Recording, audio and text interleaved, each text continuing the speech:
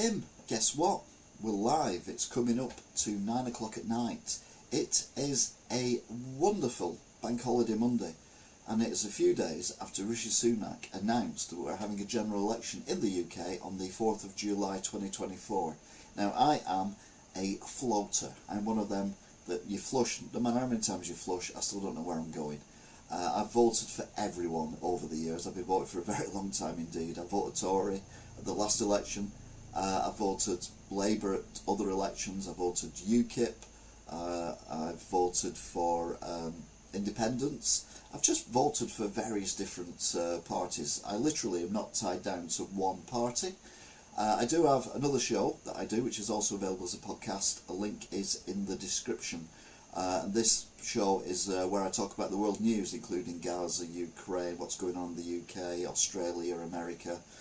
Basically just cover everything that seems to be going on that is relevant, including stuff going on in space. So you can check that out by following the link in the description of this video. There will also be a link to the playlists of these videos as well, as and when I do more than one of them. This is the first one. So, got a helicopter flying over. Seems very low, to be fair. Anyway, it does seem that this election is an election that is different from many other elections, although maybe not necessarily the last one. And that is, when I first started voting, I was voting for whom I thought would do the best job for the country. Now, we're looking at these two, and you're thinking who can kid up the least. And yeah, I'm still a floater. I could vote Reform. I don't know anything about them, but I have started following them on Twitter, now called X, as I've done with the Conservatives and Labour and the Lib Dems. And it's only fair that we actually look at what they've been publishing on their social media about each other and about what they are going to do to help influence us, because if you watch main media, you do tend to find their opinion, i.e. the channel's opinion or the presenter's opinion, does kind of, alright, okay, police sirens now, does kind of edge into what they are trying to tell you. So what I'm trying to do is I'm trying to get this so that we get to see what they think, what the parties actually think. So this is how it's going to look. We're going to have the party logo at the top. Note, these are screenshots directly from the various party or leader or candidate accounts as things go on. I'm hoping also to do interviews with the Wigan candidates. I've already tentatively arranged one and a bit, so we will wait and see how that goes. And we'll see whether we get any of the Labour Party coming and chatting to us as well, but I'm not holding my breath for that. Anyway, so we start with the Conservatives because they are the incumbents, they are the people who are currently in power, and this was the tweet they did. We are proud of what we have achieved together, the bold action we have taken, and we are confident about what we can do in the future. And they say, stick with the plans that's working. Tackle inflation, cut workers' taxes and increase state pension. Now you've got to remember that the taxes have gone up recently. Anyway, reduce taxes on investments, record amounts of funding to our NHS. Oh, they've got record amounts of funding to our NHS. Reform education, prioritise energy security and family finances on our approach to net zero. Fully funded increase in defence spending to 2.5 of GDP, invest more in local transport, set out a comprehensive plan to reform our welfare system, immigration is finally coming down, and we will stop the boats with our Rwandan plan. Ensure the next generation grows up smoke-free. Now, a few of these have had to drop because of this election, but we will see how it pans out for them. So, David Cameron, who was our leader when the Conservatives first got into power 14 years ago, says, uncertain times, but a clear plan. That's what Rishi delivers. And then Rishi's tweet, X, these uncertain times call for a clearer plan and bold action to chart a course to a secure future. You must choose in this election whom you go with. So the hard-earned economic stability was only ever meant to be beginning. The question is now, these are very difficult to read, the fonts they're using. The question now is, who do you trust for that foundation into a secure future for you, your family and our country? Now is the moment for Britain to choose its future, to decide whether we want to build on the progress we have made or risk going back to square one with no plan and no certainty. And this is Rishi Sunak. Now, opinion coming up. I did think that it was weird and also a bit childish that when Rishi was doing his impression of Max Headroom, which I brought up yesterday, that he was being heckled by music, which was Things Can Only Get Better, which is what Tony Blair had as his music when he became Prime Minister many years ago. And of course, by the time Labour left, the country was bankrupt, we'd had an illegal war, and everything else was completely messed up. So Things Could Only Get Wetter was probably a better term. The Conservatives then posted, Keir Starmer knows that the more people who vote Reform, the more seats he will win in Parliament. So Starmer needs you to vote Reform. And this is something that a lot of politicians these days are more than a little bit wary of. And that is splitting the vote. And you've got to be careful sometimes. I stood in a local election in Pemberton Ward in Wigan as an independent. And I come second behind Labour, it's a staunch Labour area. But if you added the votes together of the Tories and the Liberal Democrats and then doubled them, they would have only just beat me. And if all the votes had been just for me, it would have been a very close race indeed. But that's what happens. People split the vote. They don't necessarily want to vote for someone, so they vote for someone else. And that's basically what the Conservatives are saying. If you vote Reform, you'll just get Keir Starmer as Prime Minister. Don't worry, we've got Labour coming up soon. Starmer backed Corbyn when anti-Semitism was ran rife in his party. He backed his anti-British views. He backed his anti-defence views. Does he regret it? No one bit. Because one of his ex-colleagues says, I can't say that he regrets backing Corbyn, although he has kicked Corbyn out, so maybe he does regret it a little bit. This is a cheeky advert. Sorry, it's very childish, but I do like childish things. They do amuse me no end. Yeah, we've got this, which is basically an advertisement. No conviction, no plan, no refunds. He comes in every colour. He can be anything. Warning, he may change positions over time. Only a £3.85 billion money is going to cost us. So you've got Eco Kia, now with disposable views. Remain Kia, flip-flops included, and left-wing Kia costs more. And that's saying at the bottom that it's promoted on behalf of the Tory party. Next up, we will introduce a bold new model of national service to upskill the next generation, make our nation secure and build a stronger national culture. Whether in the armed forces or volunteering in our NHS, every young person will do their duty to build a secure future for the UK. And I'm like, this is interesting. I kind of get where they're coming from, but I also kind of get that this is a massive mistake. It's a bold new model for national service, they're saying, a choice of how to serve in your armed forces or volunteering in a local community, giving people valuable skills, making our country more secure, building a stronger national culture. Now, again, this is publicised by the Tory head office. It's a clear plan, bold action, secure future, they say. Whether it is or not is another thing. You decide. My opinion, I think there is room for national,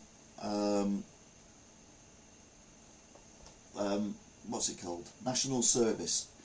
But I don't think this is the way forward. I think national service, because we do need bigger armies, we do need more people, we do need more people joining, and a lot of people, particularly youngsters, can't be bothered because they've never had discipline, they wouldn't survive in the army. So I think maybe it's not a bad idea, but I don't say it's for everyone. I think that is a bit over the top.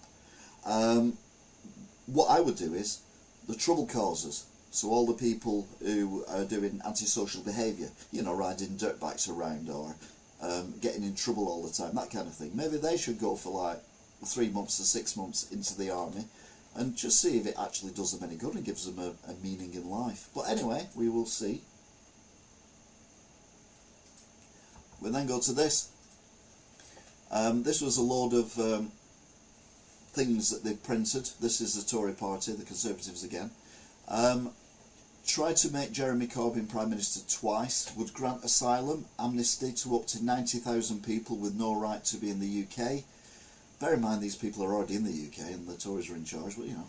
Radical net zero plans that could cost the UK £116 billion, and it says the threat level is unknown. And that is one thing that does worry me with my floating votes. I'm not exactly sure who to vote for, and if you've got any ideas or any opinions, let us know. Meanwhile, we get the the Labour Party coming up and saying what they're going to do. So I need to change that. I didn't see that one coming. There we go.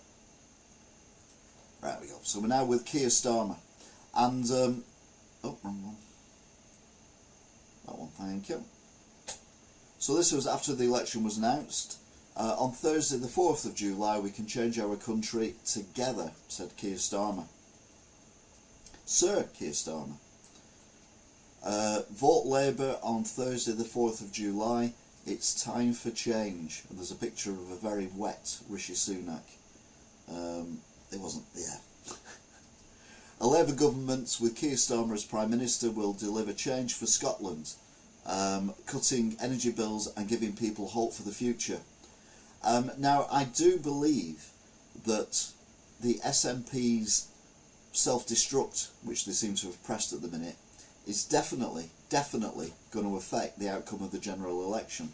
And I think Labour will pick up quite a lot of votes in Scotland as people are disillusioned with what is going on with the SNP. However, will it be enough to give them an overall majority in the whole of the UK, or will it push us into a hung parliament, or will the SNP manage to hang on and actually end up forming some kind of coalition? We don't know. It's a few weeks off yet, so we will find out as and when. Ed Miliband, a former leader who can't eat a bacon sandwich, although no one looks good eating, I'll be honest. Only Rishi Sunak's Conservatives could look at energy bills still being hundreds of pounds a year higher than before the crisis and call it good news. Only Labour has a plan to bring down energy bills for good and boost energy security by setting up Great British Energy. So that little beast has come back again, has it? Meanwhile, in Scotland, in the paper, the Daily Record, I'll cut Scots' fuel bills, he says. I don't know about the rest of us, but he's looking after Scotland, and that's probably very, very important. So well done, Keir. New figures reveal charges here in Scotland soared 400 in the past 3 years. Labour leader says Green Public Power firm will make Lecky cheaper. We will wait and see. But yeah, there's a person laughing above Keir Starmer's head there. I'm saying nothing. Keir Starmer posted 17 years of SNP failure in Scotland, 14 years of Tory failure in Westminster. It's time to stop the chaos. It's time for change. We are ready. And a picture there with him, with the Scottish Labour leader. Again, not exactly sure what how that's going to pan out. I'm very worried about Scotland, I'll be honest with you. Labour Party, how would you feel if you woke up on the 5th of July to another 5 years of the Tories? Help us stop that. Be a part of the campaign for change. More here. Don't wake up with any regrets. Take action now. And then there's a spoof headline on a mobile phone saying the Tories win another 5 years in power. I'll be honest, it does feel like this is a prime opportunity for Labour to snatch defeat from the jaws of victory. I mean, if you can't beat the Tories who've done so badly convincingly, then you're not a convincing party. Rachel Reeves, oh my word, she's a woman. I will never play fast and loose with your money. That's my promise to British people. So, yeah, I don't know where they're getting the money from for all the stuff they're going to do, and that's the thing that scares me as well about the Labour Party. There's so much that's going on with Labour that, yeah, I'm just twitching bum time. Keir Starmer, speaking to people in Stafford today, 2 days ago, it was clear they want change. They want to stop the Tory chaos, which is costing working people through higher taxes, soaring mortgages and crippling energy bills. Only Labour will deliver economic security. Vote for it on Thursday the 4th of July. There's pictures there of him meeting people who like him. Can't be many of them. Good evening, Luke. I'm very well, thank you. How are you? Keir Starmer said 12 hours ago, I changed the Labour Party to put it back in the service of the British people. I am ready, and now I'm ready to change the country and fight for you. We will see, will we? We shall see. Anyway, that was a snapshot of what the Labour have been up to. What about the next party, which is the Liberal Democrats? What have they been saying since the election was announced? Well, quite a bit. Mind you, they all have. I mean, that's the whole point, isn't it? They're all saying loads and loads and loads of stuff. The main thing they're saying is, vote Liberal Democrat. Who saw that coming? It's time. Time to elect a fantastic Liberal Democrat MPs to champion their communities. Time to change the system and give people real hope. Time to smash the blue wall and kick out the Conservatives. Time to deliver the fair deal the British people deserve in the general election. Is this a regular thing? We'll give it a whirl and see how it goes. I mean, this is the first one I've done, so I'm kind of winging it at the minute, but we'll get there. It does say vote Liberal Democrat, by the way. I didn't just make that bit up. It does actually say that. I've got my mouse stuck. It's nicer when you get your mouse stuck. So yeah, what I'm doing is we're looking at what the actual parties and leaders are tweeting, Xing, about at the moment. For example, Ed Davey. People across the UK are crying out for change, and this election is finally our chance to make it happen. Every vote for the Liberal Democrats is a vote to elect a strong local champion who will fight for a fair deal for you and your community. Let's go out and win, he says. Try not to do this with commenting, but it's very difficult because some of the stuff I'm reading is like, ooh. Under the Conservatives, people are struggling more than ever before. Vote Liberal Democrat on the 4th of July to get the Conservatives out and elect a local champion who will fight for a fair deal for your community. There's a picture there with him in front of loads of people holding the diamond-shaped Liberal Democrat poster things that they have. And it says, on the 4th of July, vote Liberal Democrats, vote for a fair deal. I'm pretty sure that that's my saying from my shop that they've stolen. But we'll let them get away with it. Liberal Democrats, what is this cutting-edge anti-rain technology that Age Cole Hamilton has deployed? It's a Scottish Lib Dem person, and this is a dig at Keir. People deserve a fair deal and local champions who will work tirelessly to get you GP and dentist access, lift up Scottish education and stop sewage being dumped. And he's under an umbrella. Umbrella, Ella, Ella, under his umbrella, Ella, Ella. Liberal Democrats, the Conservatives have decimated local health services and brought the NHS to its knees. Liberal Democrats will give you a legal right to see a GP in a week, or 24 hours if it's urgent.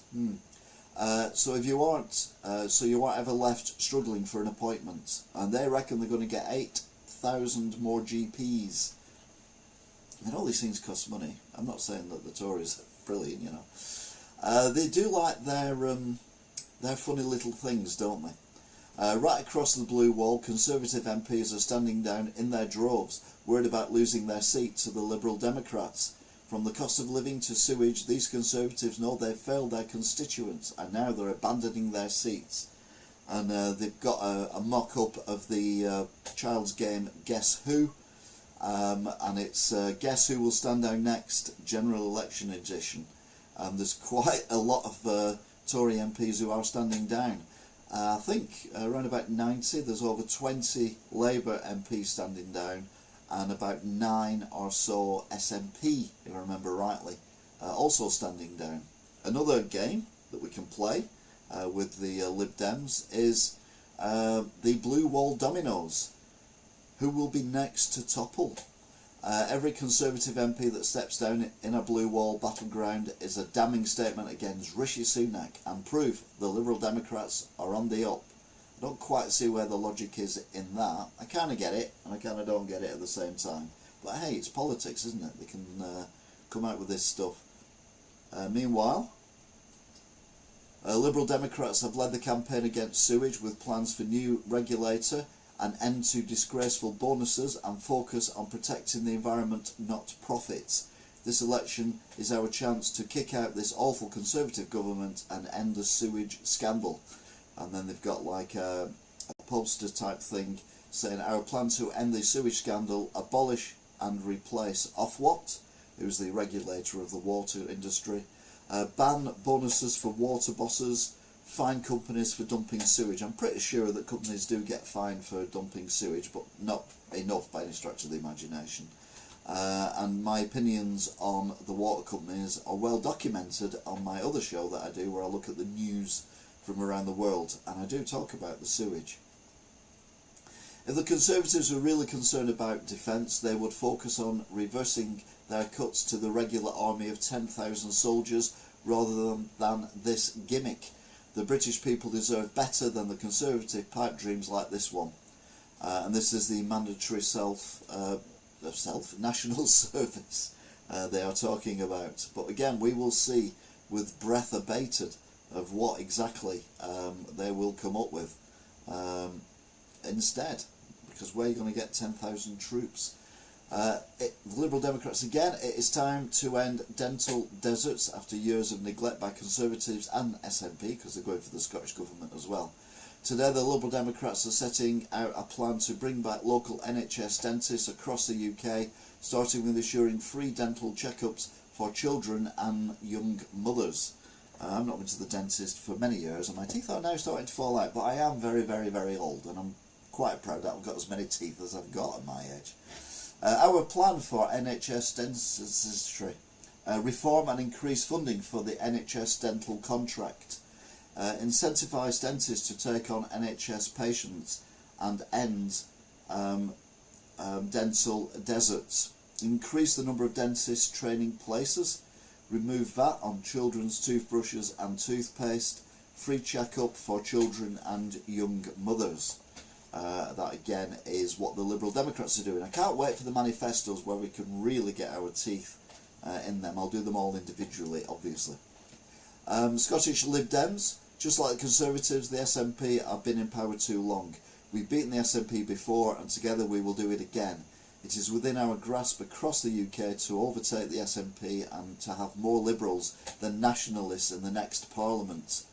And the Times reckons, at least this is a quote they've put up from the Times, Lib Dems can overtake the SNP in Westminster, says Ed Davey.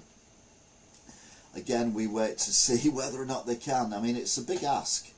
But the SNP are on a fast track to, well, desolation. That's the only word you can really use, isn't it? I mean, it is amazing what is going on with that party. I mean, we think, you know, the Labour and the Tories are at the throats behind the backs all the time. But no, the SNP, they've got it off to a fine art. Anyway, that brings us to Reform UK. Now, I have said all along that the main issue I have with Reform UK is I've got absolutely no idea what they stand for. And I mean zero.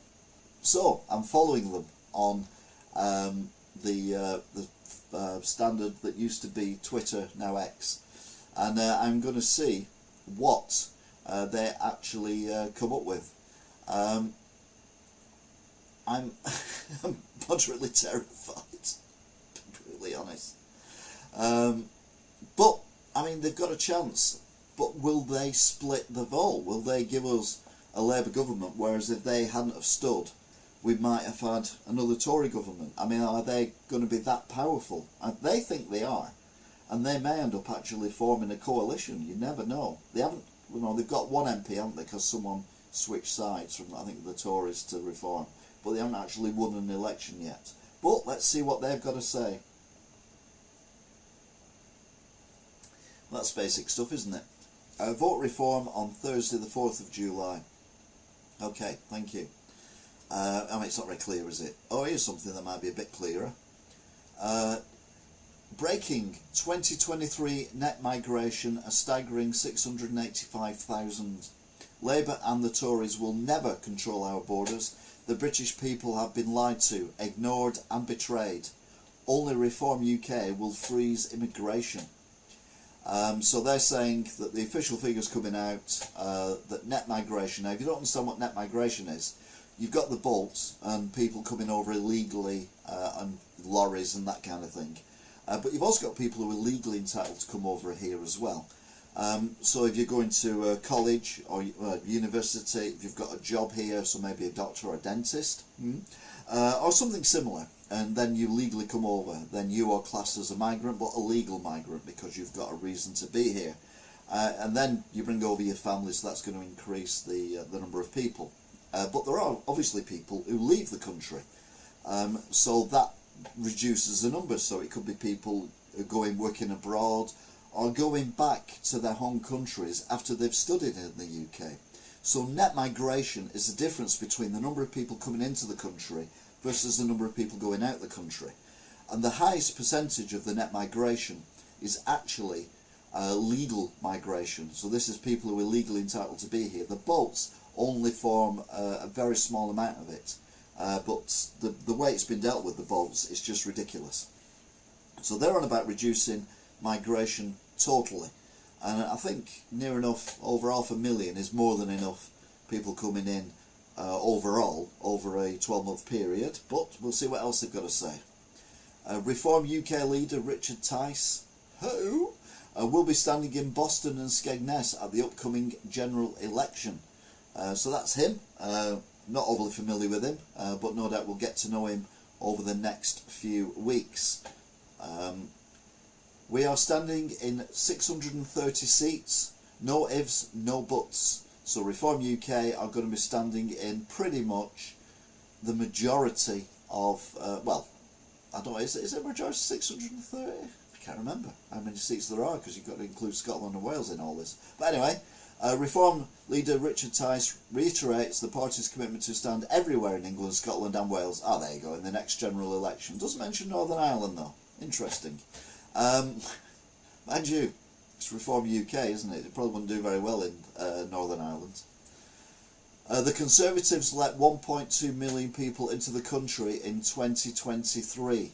So this is the unnetted migration as seen by Reform UK. Can't verify these figures. Which means if it was 600,000 net migration, then about 500,000 people left the UK. That's how it works. And their priority is tweeting about us, as in Reform. And it shows, again, what we showed earlier on. Keir Starmer knows that the more people who vote Reform, the more seats he will win in Parliament. So their Reform is saying, if you vote for us, the Tories are scared that you vote for us because you'll get more Labour MPs, but we want you to vote for us because we can actually make a difference. I think that's what that means. I mean, otherwise everyone's advertising everyone else, which seems a bit weird. The Tories' mass immigration betrayal continues. They have broken our public services and made affordable housing the thing of the past. To freeze immigration, vote Reform UK on the 4th of July. Net migration is 685,000, more than I knew Manchester last year alone. So that's the population of Manchester city centre. I hear he's bringing in his brother N to persuade people to vote for them. Alright, okay. It does seem at the moment, bear in mind I've not really looked at anything they've done before, that Reform UK seem to have one policy. Reform is the only party and the plan, with the plans and the courage to save Britain. Britain needs reform, says Tice Richard. Entice, I'm with you now. Entice. Very good, Luke. Far too intelligent for this channel. Reform UK is ready to save Britain from the Tories and Labour, says Richard Tice. And this is actually a really good one. I do like this one. Back in the when was it? I think it was before Thatcher got in. The billboards around the country ended up with these mock posters of people queuing up at the DSS signing on, because we'd had the winter of discontent and it had just been a complete nightmare and all this kind of stuff. And Maggie Thatcher was saying, you know, Labour isn't working.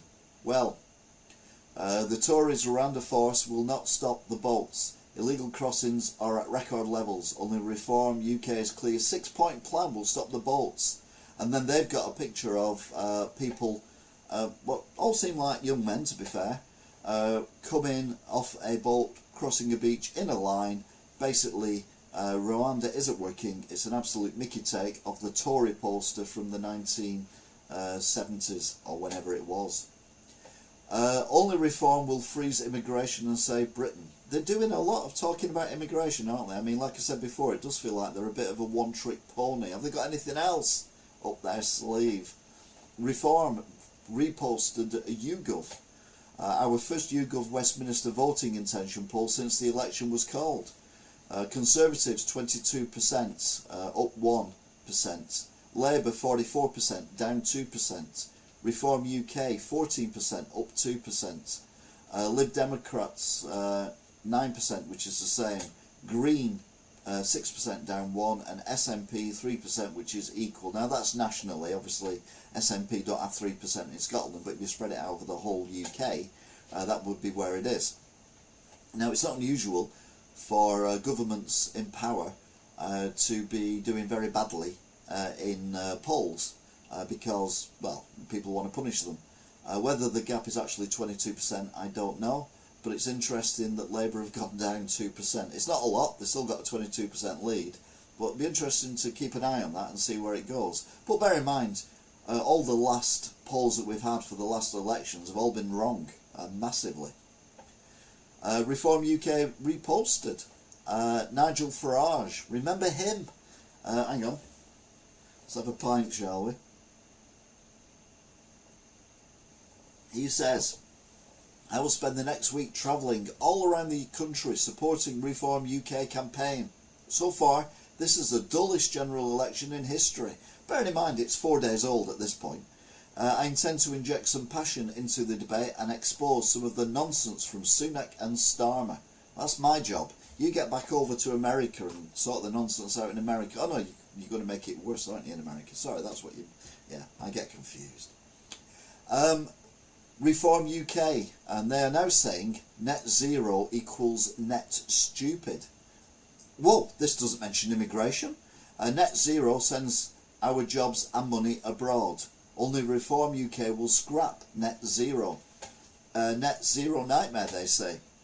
It's killing British industries and jobs. Ford warns net zero targets will push up petrol car prices. Well, they will, because people don't want to buy second-hand battery cars. Why would you buy anything with a second-hand battery in it? Net zero could force Vauxhall out of the UK. Well, they've just invested quite a lot of money in an electric car plant in the Merseyside area.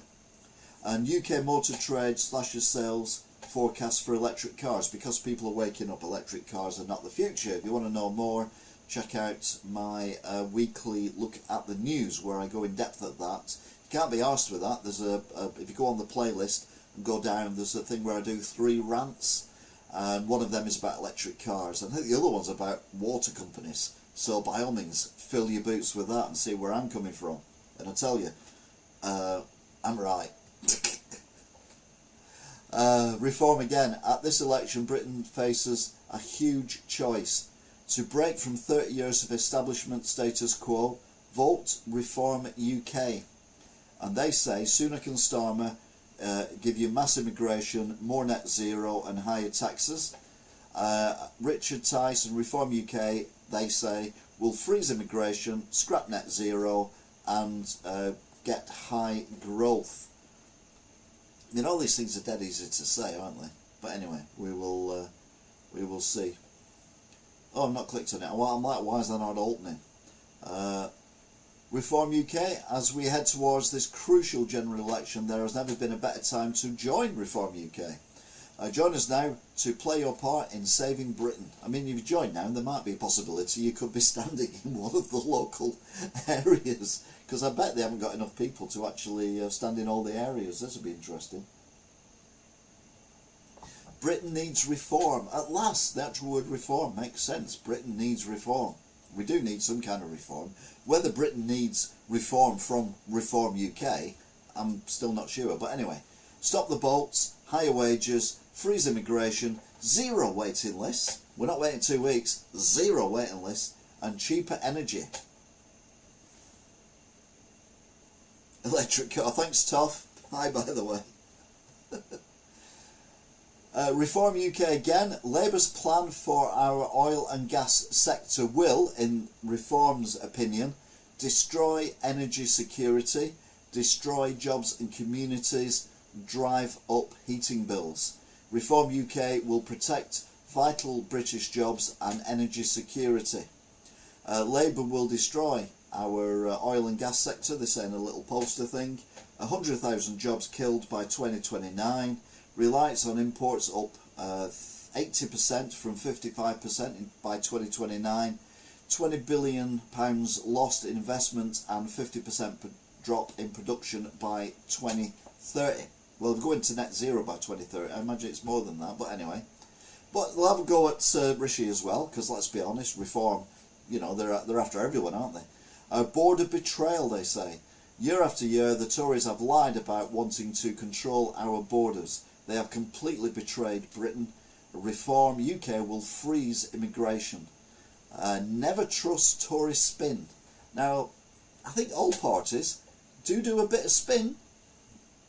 Excluding Ukrainian refugees in 2022, net migration numbers increased by 10,000 to 685,000 in 2023. And that's what they are saying.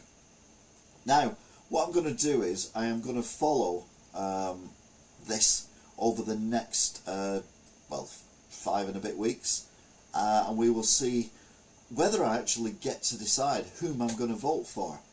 But let's be honest, Rishi kind of messed up a little bit with the...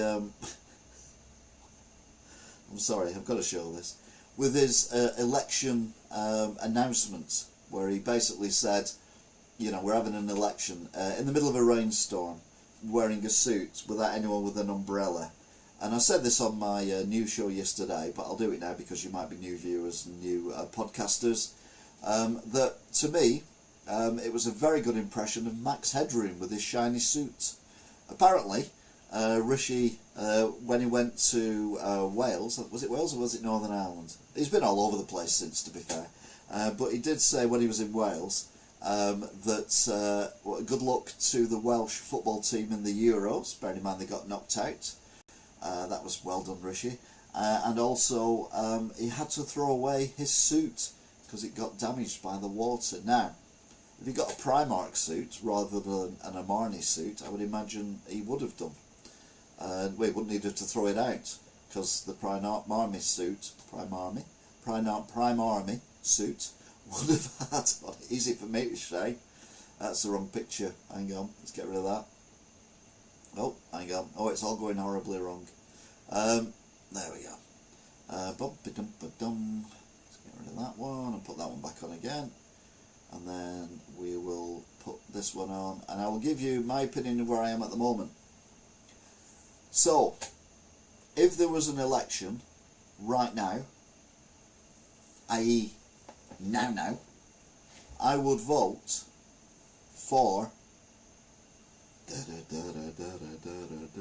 Rishi. It's one of them cases. I know he's shit, but I know how shit he is, and it's better the devil you know. Whereas with Keir, I've got no idea how bad he's going to be. I just know he's going to be bad, and I don't think a vote for reform would be any good. And I speak to a lot of people in my shop. I have a shop in Wigan Town Centre. I speak to a lot of people in my shop about politics. And the shop is a game shop. It's a record shop. Basically it's a second-hand shop.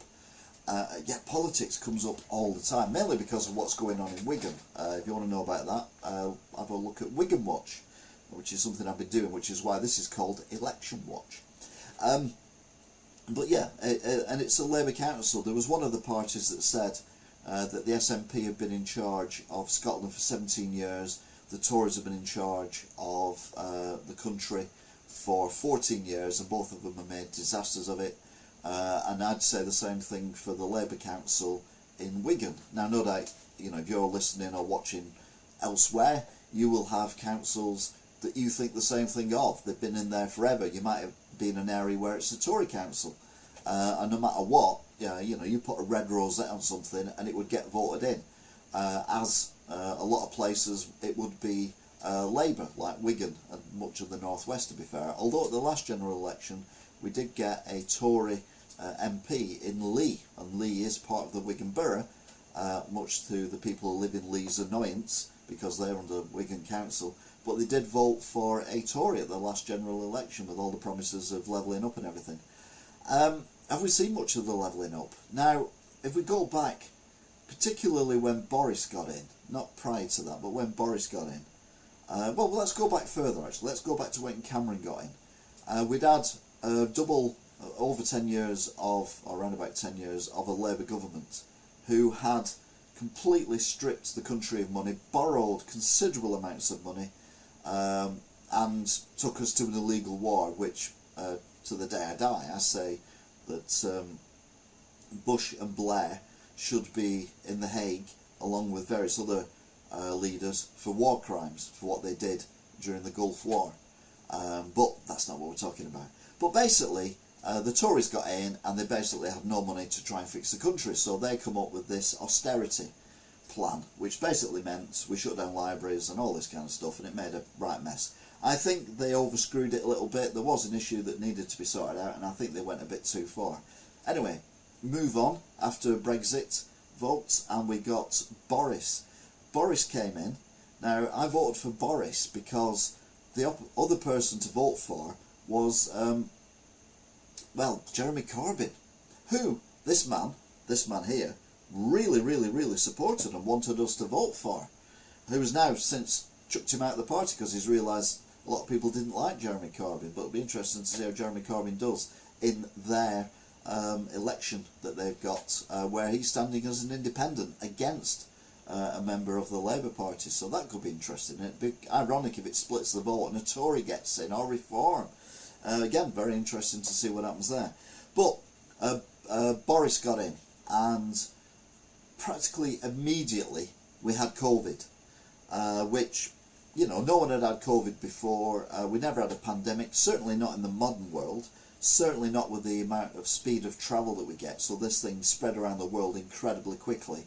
Loads of governments panicked as to what to do, and many governments, including the UK government, backed by Rishi and Keir, went into lockdown, as in most other countries. Desperate search for PPE and all that kind of stuff that went on.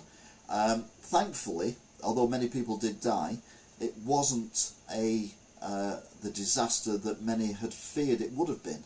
I mean, don't get me wrong, it was horrendous and horrible and everything else. And maybe it would have been a lot worse had we not had lockdowns. We'll never know. But the Conservatives got us through that. I have a business. They give me a few grand to keep my business going whilst the lockdowns were on, whilst people were not allowed out, while social distance was a thing and all that kind of stuff. And if it hadn't been for that, I would have gone out of business, as would many of other businesses as well. So I've got to thank them for that. Would Corbyn have done that if he'd have been in charge? I dread to think. And then you got the war in Ukraine, which again could not have been foreseen. Maybe it could, I don't know. And again, all this crap going on about energy prices and stuff like that. And you look at what people say in social media, and what they say is, oh well, you know, it's because of, and then they rhyme off Brexit, the Tories and all this kind of stuff. And then you look at what's going on in America, you look at what's going on in Australia, you look at what's going on even in places like Sweden and stuff like that. They're having inquiries into where the money's gone for PPE in these countries. You've got to imagine you're a PPE company and you make PPE. You've probably got about 20 women working for you who've been there for 100 years, and they just make face masks and the odd gown, and it's a nice little business. And then all of a sudden, out of nowhere, instead of people ordering 100 boxes of PPE off you a week, people are asking you for 1 million boxes a day. And yeah, companies couldn't cope with it, so people took an opportunity to come up with this ludicrous plan. If you give us the money, I'll get you the PPE. And obviously you couldn't do, because there wasn't anyone who could make the PPE, so a lot of money went missing. But it wasn't just in the UK, it was everywhere. Would it have been any different under a Corbyn government? I doubt it. In fact, it would have been worse. And I honestly think if Corbyn had been in, we'd be sending weapons to Russia to attack Ukraine. Although that's just my personal opinion and probably not true. I'm sure Corbyn's a nice guy and doesn't really like Putin. Or Hamas, either.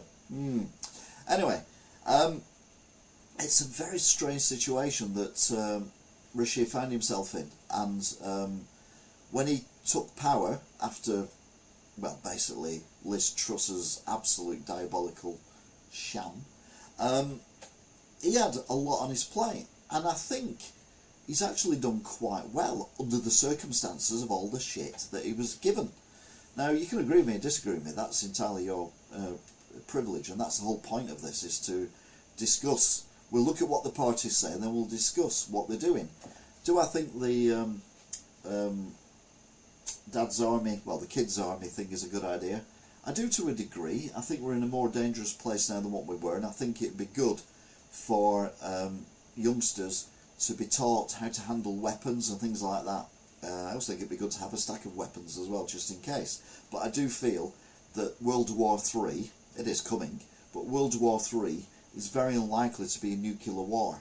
It's going to be a cyber war, which is why it is worrying that a lot of countries, including Australia, are going down this online-only thing with identity. They're doing online identity ID cards and things like that. So you have them on your mobile phone. They're doing trying to get into cashless societies and all this kind of thing. And I don't agree with any of that for two reasons. One is, if you want to destroy a country, the best way to do it is to destroy their infrastructure. Now, previously, as World War II, it was carpet bombing cities, carpet bombing industry areas. Manchester, London, Coventry, Birmingham, Berlin, Dresden, Paris, all these cities got absolutely destroyed in World War II. That was all the technology we had at the time, which, you know, makes me wonder what is going on in Gaza. But again, if you want to know my opinions on Gaza, and it's more what the UN are now saying, and I've been saying it from week one, but yeah, it's more that way than anything else. But we've come a long way since then. But are weapons really the way forward? We look at what's gone on in Russia with Russia and Ukraine. Everyone thought the amount of Russia and the number of troops that Russia have got, they would just march through Ukraine like it didn't exist. And they got stopped by basically locals. It proves that a war on the ground is no longer valid. The only way to have a war is in cyberspace, which brings me to my second point of a cashless society. Not only if they affect the banking, the NHS, the rail networks and all that kind of stuff by destroying the software that we use to run these things, which is the easiest way of doing it, put viruses in there, the whole country will grind to a halt. Traffic lights work off computers that are tied to the internet. Everything works to computers. How many electric cars do you have now that are connected to the internet?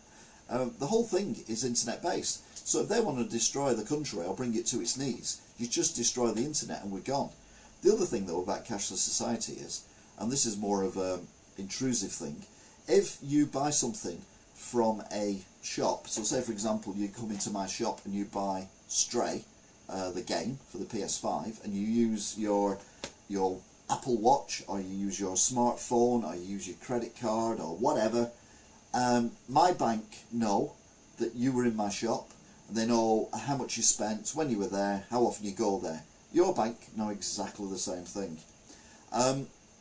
Who else knows it? Because how many times when you have an app does it say, you know, we give information out to different people. We want to look on your phone at your photos, at your messages, at your emails and all this kind of stuff. They are basically looking at you. And they're saying it's for advertising purposes, so that the adverts you see are relevant to yourself.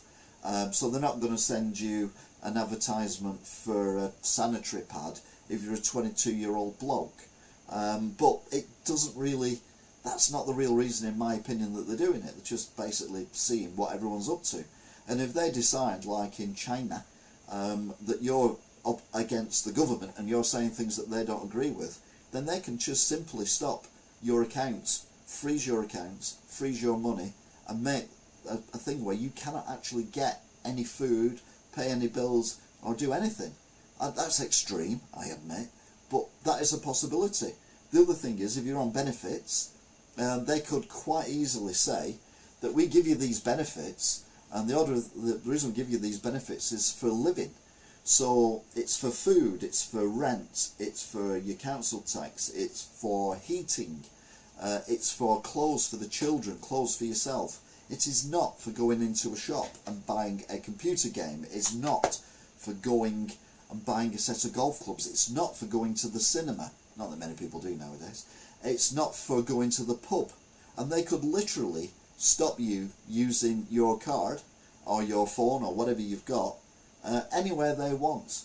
And if a bank, another one, if a bank has shares, so say you know, you're with NatWest or Santander, and they have shares in Asda, what's to stop them saying, well, you've got your bank account with us, so we only want you to shop at Asda for your food products. It's control. The whole thing is about control. Now, none of these lot are talking about that because it's probably a little way in the future and most people are not aware of it. But the stuff that kind of goes on in my head, all this kind of thing. Again, if you want to know more, then have a look at the playlist for the weekly news review that I do every Sunday live, and don't forget to join in the chat and everything else. Is there anything else I want to talk about? I don't think there is, to be fair. I think for a first attempt at the election watch, I think that was okay. It's a new thing, so we've not had many people on board. We've currently got 7 people watching though, which is pretty good. Bearing in mind, I would imagine most of these people are not regular, so if you're not a regular, you're not usually on this channel and you've enjoyed this, whether you agree with it or not, then please subscribe, like and share, and if you listen on the podcast, do the same. Once I get a playlist up and running, I will put the link for that on the description as well. But yeah, that's it. So thanks to Luke and Toff for joining in the chat. Don't forget we can do more chats in the future. And all being well, I will see you again soon for another election watch. So I'll be seeing you. Until next time, bye! Don't worry, you get used to all this bit. It's just what I do. It's a bit weird. The bye bit. Don't worry, it's fine. Yeah. Anyway, yeah, thank you. I've turned into Boris Johnson now. Bloody hell, I don't know what's going on there. Buy your own donation.